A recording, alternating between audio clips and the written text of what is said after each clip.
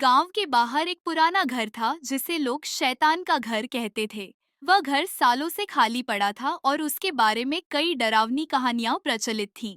कहा जाता था कि वहां एक परिवार रहता था जो अचानक गायब हो गया। कुछ लोग कहते थे कि उन्हें भूतों ने मार डाला, तो कुछ का मानना था कि वे खुद ही शैतान के साथ चले गए। लेकिन सच्चाई कोई नहीं जानता था। एक दिन चार दोस्त राहुल, प्रिया, अंकित और नीतू जो शहर से गांव घूमने आए थे, उन्होंने इस घर के बारे में सुना। उनकी जिज्ञासा जाग उठी और उन्होंने तय किया कि वे रात को उस घर में जाएंगे। गांव वालों ने उन्हें रोकने की कोशिश की, लेकिन वे नहीं माने। रात को गहरा अंधेरा छा गया, चांद भी बादलों के पीछे छिप गया। चारों दोस्त टॉर्च लेकर उस घर के पास पहुंचे। घर का दरवाजा जंग लगा हुआ था और उसे खोलने पर एक तेज चीख जैसी आवाज आई। अंदर का वातावरण बिल्कुल बर्फ जैसा ठंडा था। क्या तुम्हें लगता है कि हमें यहाँ आना चाहिए था? प्रिया ने डरते हुए पूछा। अब पीछे मत हटो, राहुल ने कहा। हम यहाँ आए हैं तो देखते हैं कि क्या होता है।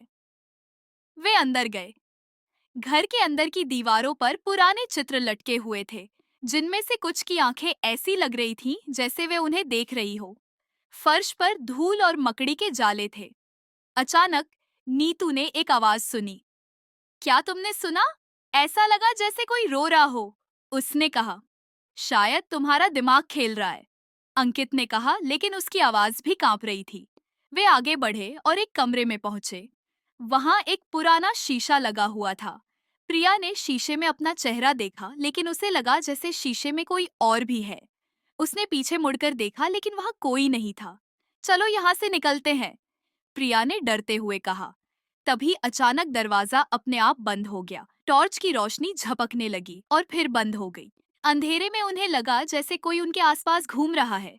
राहुल ने टॉर्च को ठोकर मारकर चालू किया और जब रोशनी वापस आई तो उन्होंने देखा कि शीशे में एक और चेहरा था, एक बूढ़ी औरत का, जिसकी आंखें खून से लाल थीं।